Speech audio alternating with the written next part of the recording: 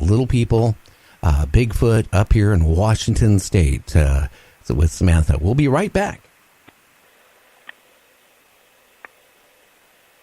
You can advertise your business on Night Dreams Talk Radio, and you will be heard worldwide. Why not contact us at nightdreamstalkradio@gmail.com.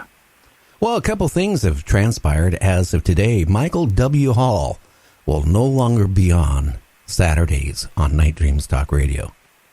Sorry to say, is going to be on as of February, right after my show, Monday through Friday, from 8 o'clock to 10 o'clock p.m. Pacific West Coast time. That's 5 nights. You'll be able to listen to Michael W. Hall, the paranormal attorney. So, hey, Night Dreams Talk Radio is really advancing. We're working on a bunch of radio stations to carry all the shows, or well, at least mine and at this point, Michael W. Hall. Hey, Samantha, how are you doing on this Friday? I'm doing pretty good. Oh, there's that echo again. Uh-oh. I don't know. Let me try to adjust the volume down a little bit. Did that help it a little bit on my end to reduce it? It's a little delayed, but if it's coming back on my end, it stopped. I don't know. Maybe it's the ionic sphere, going up into the atmosphere is causing some magnetic discharges. Oh, that's okay. Okay, so everything's fine now. As long as you can hear me good, that's great. Okay, who do we have? No, I can hear you fine. So, anyway, I got to ask you, Samantha, what got you into, Bigfoot and Little People? I mean, how many years back was that, and how did you discover it? Let's go there first here tonight. Well, you know what? It's not like I got on the internet or read a book and say, hey, that sounds like an interesting subject. I think I'm just going to get into it. Go out and buy a bunch of equipment. I'm going to go out there and look for them. Didn't work out that way at all. My background, as a matter of fact, for many years, I was basically in a very, very regimented religious organization. I don't want to, say cult or anything like that, but I don't even want to mention what it was. But I was about 37 years, and I had a very regimented viewpoint, about life, and if you can't understand it, then it's probably demonic. So I came from that kind of background. So my mind was pretty closed off to any new experiences and things like that. So that went on for years until I was about 50. And a lot of things happen in that period of time. Just when you get a hard shell around you, it takes a lot of work to crack it, and to get you out of that mode. And for me, it was personal issues. It was I think the real thing was the death of my dad, the death of my spouse of 20 years, around 2010, and just an incredible amount of pressure that I felt a little bit from. I had been, for the past 25 years, I'm still am part of a, what I do for work basically has been very, very instrumental in helping a company get going from the early on to probably one of the top 100 online shopping companies in the world. So I was the original programmer, and it spawned into well over 800, 900 employees, So, so I was in a very corporate world, and they're doing excellently. I don't want to do any name dropping. I kind of stay away from that. But I do mention, this was basically what I was doing.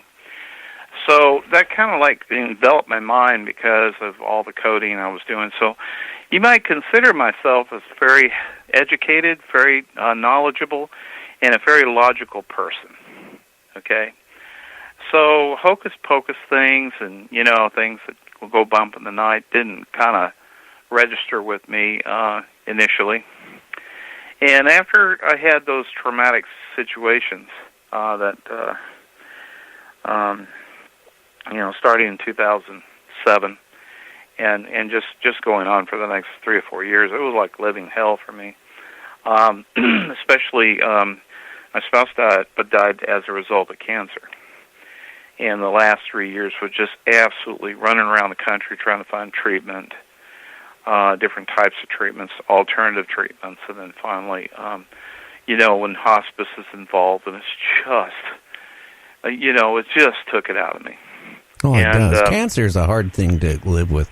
I have bone cancer, and I get the news that it did a lot of damage to my knee where I can barely walk right now, and they're going to have to, remove the knee and then put a fake one in. But then, when I was at my doctor last time, here I am. I'm going on 67 on January 8th.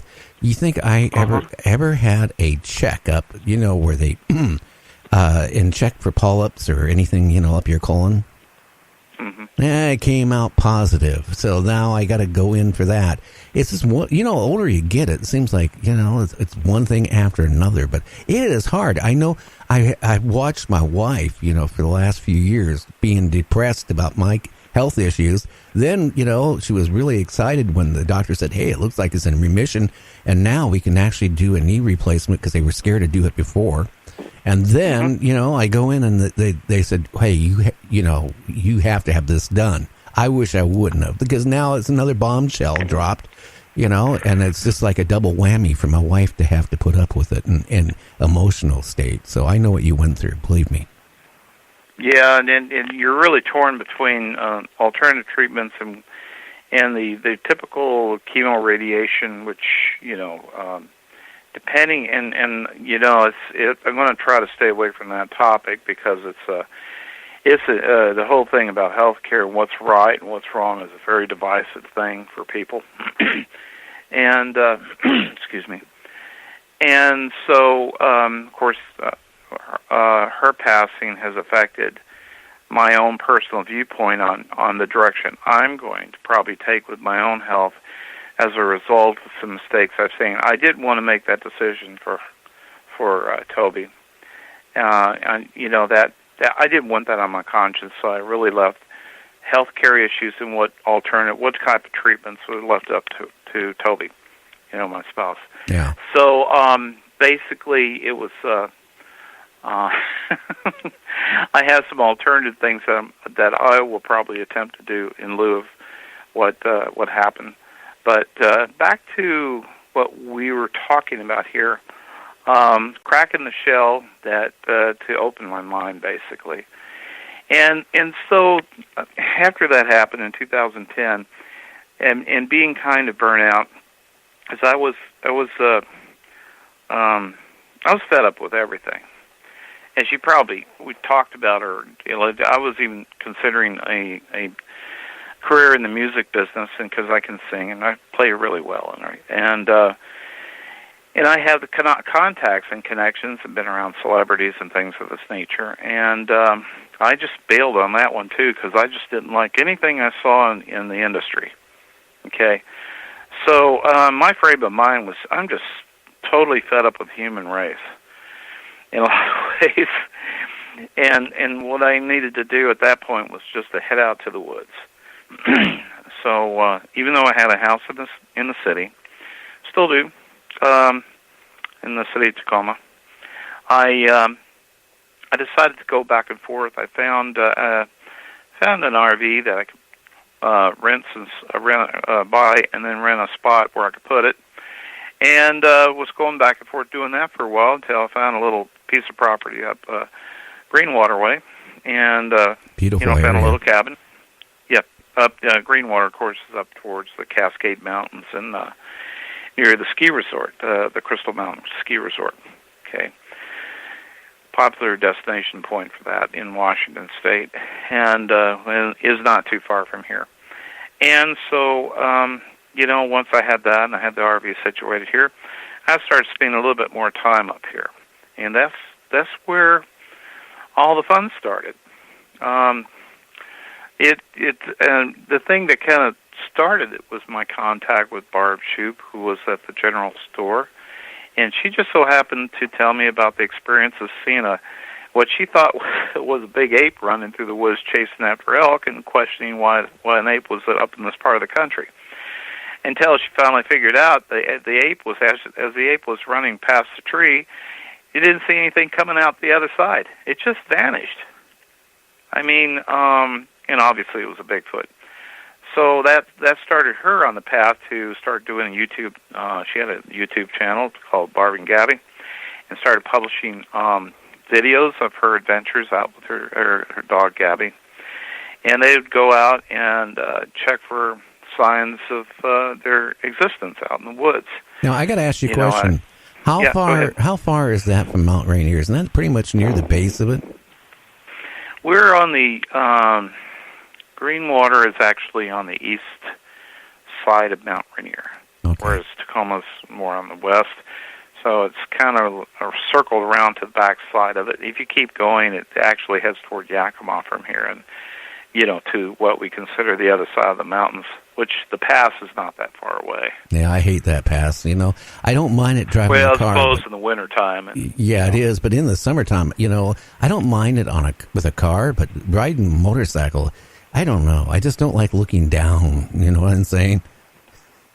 I know what you're saying. I kind of got used to it. But I try not to try not to hug the edge too closely. We don't have guardrails in some places, so it'll be a nice, you might have time for a smoke before you hit the ground. Yeah, maybe. At least light your cigarette up or a cigar if you're lucky. I tell you, I'm scared of heights. And, when I was a kid, my parents would go over to Yakima and all that stuff quite often during the summer. And I tell you, I actually had to take a nap because, just looking out the car window, I freaked out. I can't even go on the roof of the house without getting panic. I panic. But the funny thing is, you put me in an airplane, I don't have that problem. I used to even fly gliders back years ago. Didn't have that problem because I was sitting in something. But looking at, this somehow like there's a couple thousand feet or more drop. No way. Well, it's the enclosure probably giving you that false sense of security. Yeah. As the plane could still drop in the sky. I remember walking the edge of going to the top of the Space Needle at one time years ago, and of course now they put someone did jump. They actually put the barbed wire around it, deterrence. But you used to be able to go up the edge and look down. I always had the sensation like I was going to fall right off. So I just can't deal with edges like that. I'm like 5 feet away and I can't get any closer. Well, at least you didn't have the urge to jump off. Some people tell me when they get something like that, something in them tells them to jump. Mm-hmm. I don't know. Yep, I know. That's why I don't do too well with. I don't participate in sports like snowboarding or skiing or mountain climbing or anything like that because it does involve heights and looking down things. And I'm going on 63, so it's not a good time in my life to start something that can actually break bones. Oh, yeah, and I've done well up till now, and I think I'm going to keep my feet firmly planted on the ground from this point forward. Yeah. Now, you mentioned that lady who saw that ape-like creature. Now, that if I remember right, going there in Clearwater, people don't realize what that is. That's near Mount Rainier. Greenwater. Yeah, and it's by Mount Rainier. But there was a store there, and there's a camping ground and picnic ground just before you get to the store, going that direction. And it's a weird area right there, but. It wouldn't take very, you go past that area, you're out in woods, so. Oh, you're in woods from Enumclaw all the way to Greenwater. It's about a 16-mile stretch with nothing because it's all Forest Service or at this point now Muckleshoot land since they purchased it from Weyerhaeuser or Hancock. And past Greenwater, it's there's a little bit more. We have residential areas between Greenwater and the turnoff that goes up to the ski resort. So it's actually more populated as you get from Greenwater to the ski resort area. There used to be a place up there, and maybe I'm thinking of the wrong place, that used to have like old trains for a while, and the guy went bankrupt before he started bringing these old trains in. And if I remember right, and tell me if I'm wrong too, wasn't there a place up there with all this beautiful metal artwork and all this stuff? on the way up there? Oh, yes.